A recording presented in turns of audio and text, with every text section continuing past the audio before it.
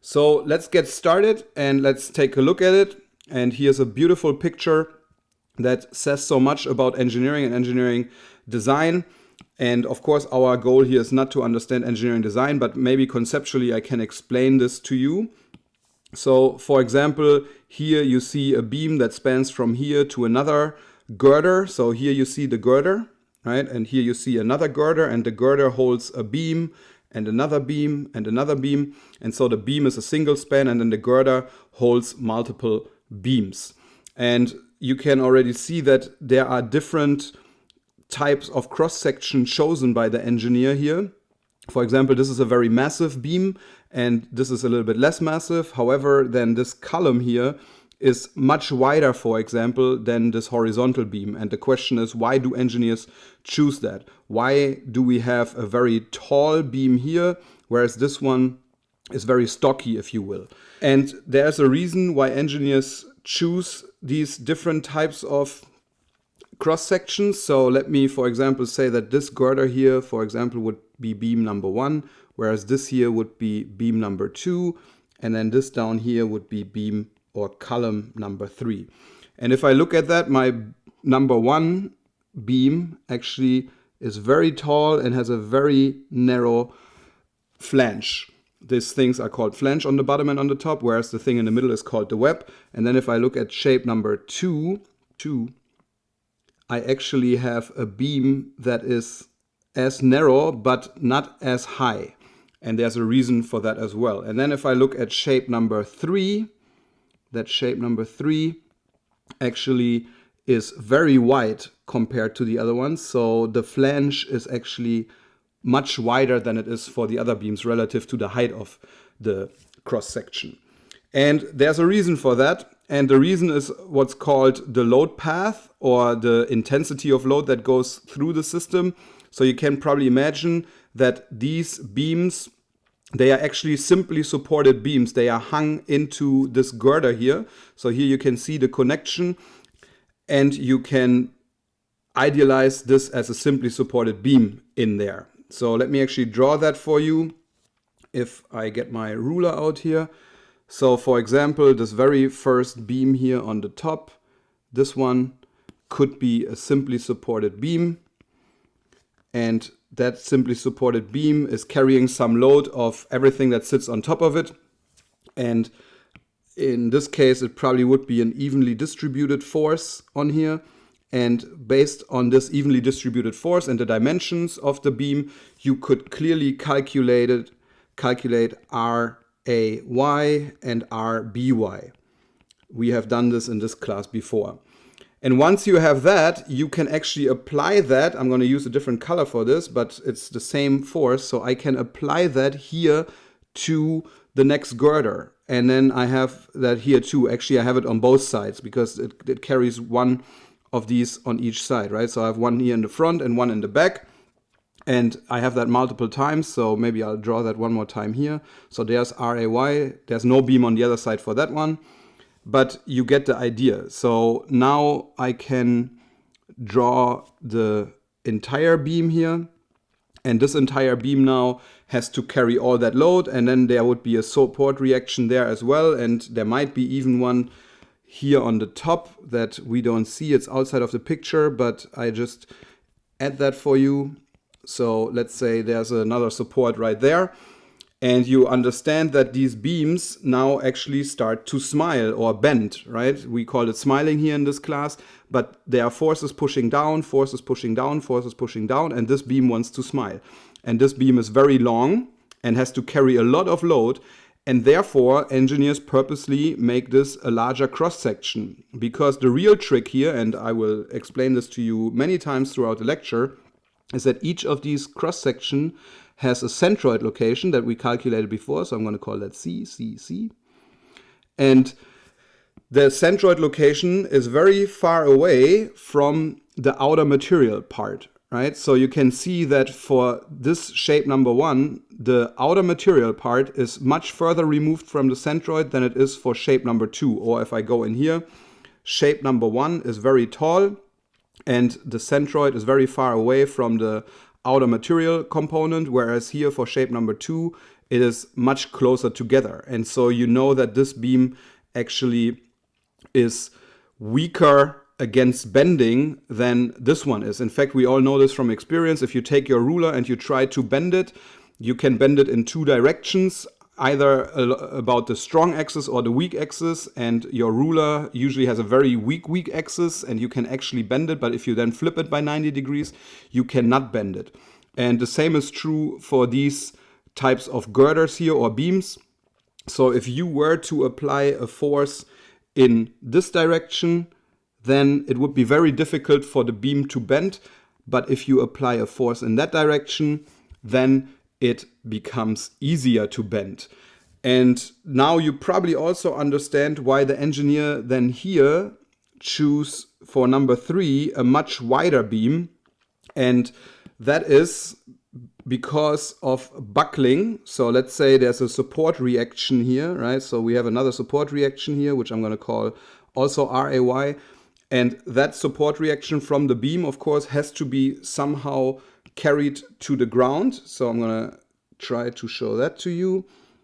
So I have this column here, and of course RAY ultimately has to push down here. So this now is RAY, whereas this is identical to this, and it has to carry all the way down to the foundation.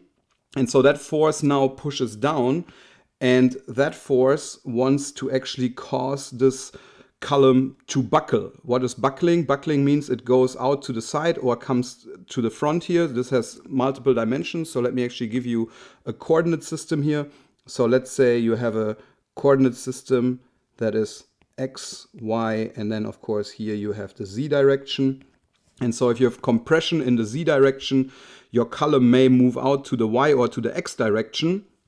And because the force that causes this buckling is only RAY here on the top, that's why the engineer had to design a much wider column relative to these here, because this material element here is much further removed from the centroid than this one is in the horizontal direction. So let me repeat that to you.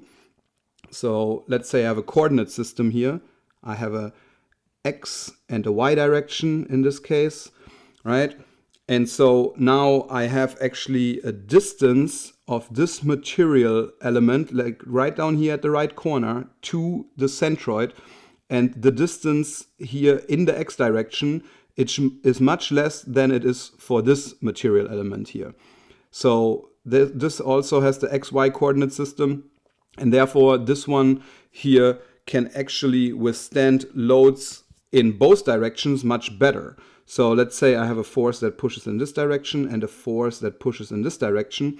So this section number 3 is much stronger about both axes.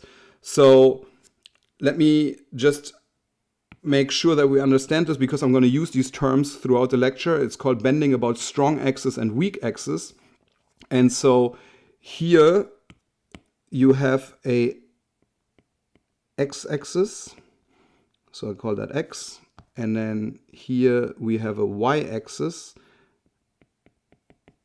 So there's a y-axis. And bending about the y-axis would be caused by fx, right? So here you see fx. And so bending about y-axis caused by fx in that case. And of course, bending about the x-axis would be caused by fy. And so now you can guess which one is the strong and which one is the weak axis. So bending about the strong axis would be bending about the x-axis. So I'm going to write that down for you as well. So bending about the strong axis is equal to bending about the x-axis. that is true for this shape here. It's actually true for this one as well. Here it's technically true as well. However, this has a much stronger weak axis than these two have. And that is the reason why engineers choose these type of designs. And they actually arrange the material in very specific ways. And we will now try to understand how to calculate that so that in the future you will be able to actually design such shapes and to arrange the material correctly. Let me talk about that for a second. So this here is material arrangement, but it's actually the geometric property, right? So the moment of inertia is actually a numerical way to classify or quantify the resistance to bending, right? So moment of inertia is how we quantify the resistance to bending. And let me spend one more second talking about that. So let's take this purple beam here. It wants to bend down, right? Like this beam here would go down in this direction, and that would be bending about the x-axis here in this cross-sectional picture. So we would have downwards bending, which then would cause bending about the strong axis, and that is quantified by the moment of inertia, which then hopefully is a large number because we want a lot of resistance to bending about the x-axis. Okay, now that we understand that from a big picture point of view, we can now look a little bit into a conceptualized image here. And let me explain to you what's going on.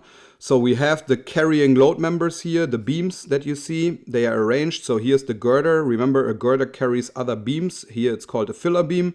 And then on top of that, you have, for example, a steel deck, which then provides kind of the formwork for the concrete on top of it. And the question is, how does the engineer really calculate the force acting on these beams? Because the force acting on the beams really decides what kind of cross-section the engineer should pick here. So let me conceptually talk about that. And let me tell you that, for example, this beam that I will now highlight for you in red or mark for you in red. So let's take this as an example. This beam has a specific cross-section. And why did the designer decide it this way? Because there is actually a field here, right? So I'm going to go halfway between those two beams, and I'm going to do the same thing in the adjacent field. So, and maybe for reference, I also give me the center line here and the center line here. And I will tell you that this distance is, for example, W. And then this distance here is W over 2. And that's also true here, W over 2. Because the engineer probably would choose this to be W as well. Why am I telling you this? Because now you can go ahead and actually find everything that sits on top of this field, right? So you can use the density of concrete and the volume of the material that sits on top of it.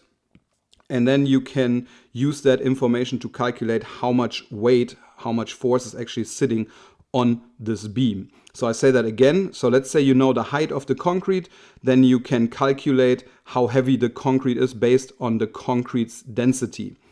That is beyond the purpose of this class. This is an analytical class, but this is the concept that you would use. And then once you have that, you would actually turn this into a force. I'm going to use a different color here now, but technically this would be green as well. So you have an evenly distributed force now acting on this beam. And this evenly distributed force now, once again, produces a support reaction. So that would be somewhere here. I'm going to call that RAY. And then that ultimately has to sit on the girder. So the girder here, I'm going to highlight that for you as well. I'm going to use a different color for this. So we have the girder here. And that girder now is loaded with a force here, which that would be RAY as well. And then here we would have the next RAY, let's call it I and I. and so on and so forth. And then you can calculate how much force the beam is carrying. And then based on that, after today's lecture, you will understand how strong or like how the material should be arranged to create these cross sections here. So these cross sections have a specific purpose and they act against bending, as I explained to you above.